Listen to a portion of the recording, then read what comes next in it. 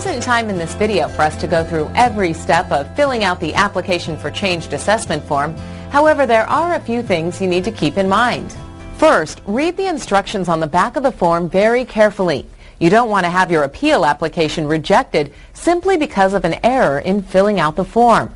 Make sure you have the current official application form for the county where your property is located. Many counties make these forms available online, or contact the clerk's office to get the forms sent to you. Naturally, the clerk of the board will need your name, mailing address, and telephone number in Box 1. However, if you plan to have a tax agent, attorney, or relative represent you, you should also include their information in Box 2. If your agent is not a licensed California attorney, you must sign the agent's authorization under Box 2, in addition to the signature required at the end of the form. It's very important that you correctly enter the assessor's parcel number and check off the type of property in Box 3 so that the county can identify the property assessment that you're challenging.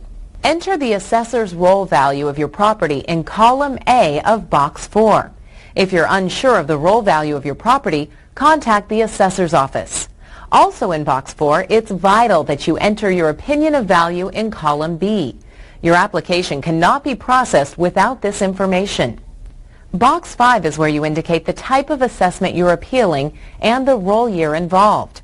Write the roll year of your appeal, which is typically the fiscal year that begins on July 1 of the year in which you file your appeal. Check the type of assessment box that applies to your appeal.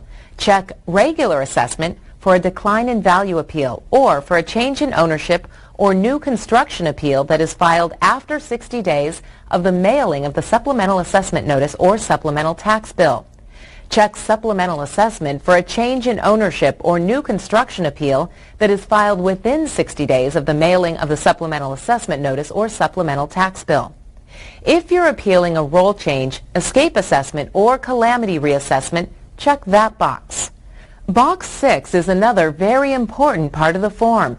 This is where you tell the appeals board the basis for your appeal, what it is exactly that you're challenging. If you're filing a decline in value appeal and challenging the roll value of your property as of January 1, the lien date of the current year, check Box A. If you're filing a change in ownership appeal and you're claiming that there was no change in ownership eligible for reassessment, check option B1. If you're filing a change in ownership appeal in which you are challenging the value placed on your property by the assessor, check option B2 and fill in the date of the change in ownership. If you're filing a new construction appeal in which you're claiming that there was no new construction that should have caused a reassessment, check option C1. If you're filing a new construction appeal in which you're challenging the value placed on the new construction by the assessor, check option C2 and fill in the date the new construction was completed. If your property was reassessed because new construction had been completed as of the lien date, enter January 1 of the current year. If you're filing a calamity reassessment, check Box D. Finally, be certain that you sign your application form. Understand that your application will be rejected if it's not properly signed.